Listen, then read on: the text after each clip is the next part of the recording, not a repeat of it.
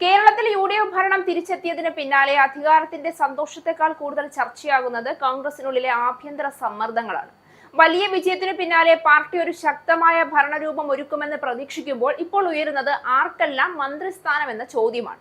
ഇതോടെ കോൺഗ്രസിന്റെ ഉള്ളിൽ തന്നെ ഒരു കടുത്ത മത്സരം രൂപപ്പെട്ടിരിക്കുകയാണ്. 2026 തിരഞ്ഞെടുപ്പിൽ യു.ഡി.എഫ് വലിയ വിജയം നേടി അധികാരത്തിലെത്തിയതോടെ കോൺഗ്രസ് പ്രധാന പാർട്ടിയായി തന്നെ മുന്നിൽ നിൽക്കുന്നു.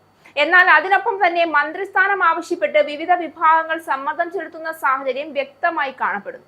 മന്ത്രിസഭ രൂപീകരണത്തിൽ പ്രധാന വകുപ്പുകൾ കോൺഗ്രസ് കൈവശം വയ്ക്കാനും ചില വകുപ്പുകൾ കൂട്ടുകക്ഷികൾക്ക് നൽകാനുമുള്ള ചർച്ചകൾ നടക്കുന്നു.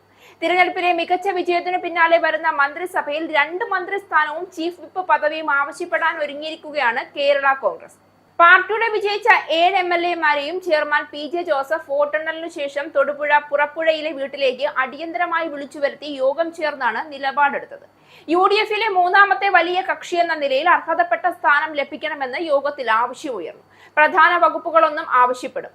മുതിർന്ന നേതാവ് അഡ്വക്കേറ്റ് മോൻസ് ജോസഫിനെ നിയമസഭാ കക്ഷി നേതാവായി യോഗം തിരഞ്ഞെടുത്തു. ഡെപ്യൂട്ടി ലീഡറായി ഇരിങ്ങാലക്കുടയിൽ നിന്ന് വിജയിച്ച തോമസ് ഉണ്ണിയാടനെയും പാർട്ടി വിപ്പായി തൊടുപുഴയിൽ നിന്നുള്ള അപ്പു ജോൺ ജോസഫിനെയും തിരഞ്ഞെടുത്തു. നിയമസഭാ തെരഞ്ഞെടുപ്പിൽ 8 സീറ്റിൽ മത്സരിച്ച കേരള കോൺഗ്രസ് കാഞ്ഞങ്ങാട് ഒഴികെ 7 വൻ ഭൂരിപക്ഷത്തോടെ വിജയിച്ചു കയറി.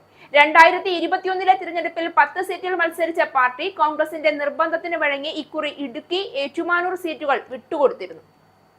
മുന്നണി വിജയിച്ച് മന്ത്രിസഭ രൂപവൽക്കരിക്കുമ്പോൾ അർഹതപ്പെട്ട സ്ഥാനം നൽകാമെന്ന് കോൺഗ്രസ് നേതാക്കൾ PJ ജോസഫിന് ഉറപ്പു നൽകിയതിന്റെ അടിസ്ഥാനത്തിലായിരുന്നു ഈ വിട്ടുവീഴ്ച അന്ന് ചെയ്തത്. മുൻകാലങ്ങളിലെ യു.ഡി.എഫ് മന്ത്രിസഭകളിൽ കേരള കോൺഗ്രസിന് 2 മന്ത്രിമാരും ചീഫ് വിപ്പ് പദവിയും ഉണ്ടായിരുന്നു.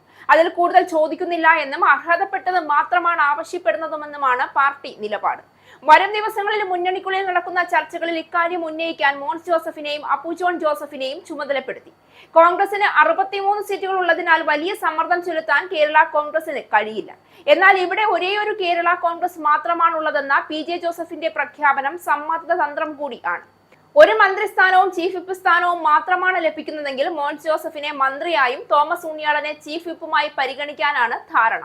2ാം മന്ത്രിയെ ലഭിച്ചാൽ അപ്പുവിന് വഴിയൊരുങ്ങും. തൊടുപുഴയിൽ ചേർന്ന യോഗത്തിൽ നിയമസഭാ കക്ഷി സെക്രട്ടറിയായി ഷിബു തെക്കുംപുറത്തിനെയും ട്രഷററായി റെജി ചെറിയാനെയും തിരഞ്ഞെടുത്തു. നിയുക്ത MLA-മാരായ അഡ്വക്കേറ്റ് വർഗീസ് മാമൻ, ബിനു ജോബ് എന്നിവരും പങ്കെടുത്തു. ഇതൊരു സാധാരണ രാഷ്ട്രീയ ചർച്ചയായിരിക്കാം.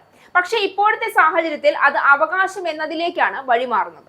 ഓരോ നേതാവും തനിക്കൊരു സ്ഥാനം വേണമെന്ന നിലപാടിൽ ഉറച്ച് മുന്നോട്ട് പോവുകയാണ്. ഇതോടെ പാർട്ടിക്കുള്ളിലെ ഏകോപനം തന്നെ ചോദ്യം ചെയ്യപ്പെടുന്ന അവസ്ഥയിലേക്ക് നീങ്ങുകയാണ്. ഇതിനോടൊപ്പം കൂട്ടുകക്ഷികളുടെയും സമ്മർദ്ദം കൂടി വർദ്ധിക്കുന്നു. കൂട്ടുകക്ഷികൾ അവരുടെ അർഹമായ പങ്ക് ലഭിക്കണമെന്ന ആവശ്യം തുറന്നു പറയുകയും ചെയ്തു തുടങ്ങി. അതായത് കോൺഗ്രസിന് മാത്രമല്ല മുഴുവൻ യു.ഡി.എഫ് ഘടകങ്ങൾക്കും മന്ത്രിസ്ഥാനം ഒരു നിർണായക വിഷയമായി മാറിയിരിക്കുകയാണ്. ഇവിടെ പ്രധാന വിമർശനം ഉയരുന്നത് കോൺഗ്രസിന്റെ പ്രവർത്തന രീതിയോടെയാണ്. തിരഞ്ഞെടുപ്പിൽ ജനങ്ങൾ നൽകിയ വലിയ വിജയം ഭരണത്തിലൂടെ മാറ്റം വരുത്താനായാണ്. എന്നാൽ ഇപ്പോൾ അതേ വിജയം സ്ഥാനതർക്കങ്ങളിലേക്ക് വഴിമാറുന്നു എന്നതാണ് ആശങ്ക. എല്ലാവർക്കും മന്ത്രിയാകണമെന്ന രീതിയിലേക്ക് കാര്യങ്ങൾ നീങ്ങുമ്പോൾ ഭരണത്തിന്റെ ഗുണമേന്മ തന്നെ ബാധിക്കപ്പെടുമോ എന്ന ചോദ്യവും ഉയരുന്നു. ഇതൊരു പുതിയ കാര്യമല്ല. കോൺഗ്രസിന്റെ ചരിത്രത്തിൽ പലപ്പോഴും ഇത്തരം ആഭ്യന്തര കലഹങ്ങൾ തന്നെ വലിയ പ്രതിസന്ധികൾക്ക് കാരണമായ ചരിത്രമുണ്ട്. ഇപ്പോഴും അതേ രീതിയിലേക്കാണ് കാര്യങ്ങൾ നീങ്ങുന്നതെന്ന് ചില രാഷ്ട്രീയ നിരീക്ഷകർ വിലയിരുത്തുന്നു. മുഖ്യമന്ത്രി സ്ഥാനത്തെ ചുറ്റിപ്പറ്റിയുള്ള തർക്കങ്ങളും മന്ത്രിസ്ഥാനം സംബന്ധിച്ച സമ്മർദ്ദങ്ങളും എല്ലാം ചേർന്ന് പാർട്ടിക്കുള്ളിലെ ഭിന്നതകൾ കൂടുതൽ തുറന്നു കാണിക്കുകയാണ്.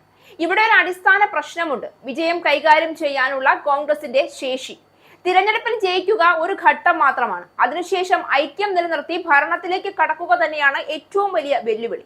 കോൺഗ്രസിന് ഇപ്പോൾ അതുതന്നെയാണ് മുന്നിലുള്ളത്. ഒരു വശത്ത് അധികാരവും വലിയ ജനവിധിയുമുണ്ട്, മറുവശത്ത് ആഭ്യന്തര കലഹവും സ്ഥാനത്തെ ചൊല്ലിയുള്ള പോരാട്ടവും. ഈ അവസ്ഥ തുടർന്നാൽ എന്താകും ഫലം? ജനങ്ങൾ പ്രതീക്ഷിച്ചത് സ്ഥിരതയുള്ള ഭരണമാണ്. പക്ഷേ പാർട്ടി തന്നെ സ്ഥിരത കൈവിടുന്നുവെങ്കിൽ അതിന്റെ പ്രതിഫലം ഭരണത്തിലേക്ക് നേരിട്ടെത്തും. അതുകൊണ്ട് തന്നെ കോൺഗ്രസിന് മുന്നിലുള്ള ഏറ്റവും വലിയ ചോദ്യം ഇതാണ്: കയ്യിൽ കെട്ടിയ അധികാരത്തെ തർക്കം ഒഴിവാക്കി എങ്ങനെ കൈകാര്യം ചെയ്യാനാകും?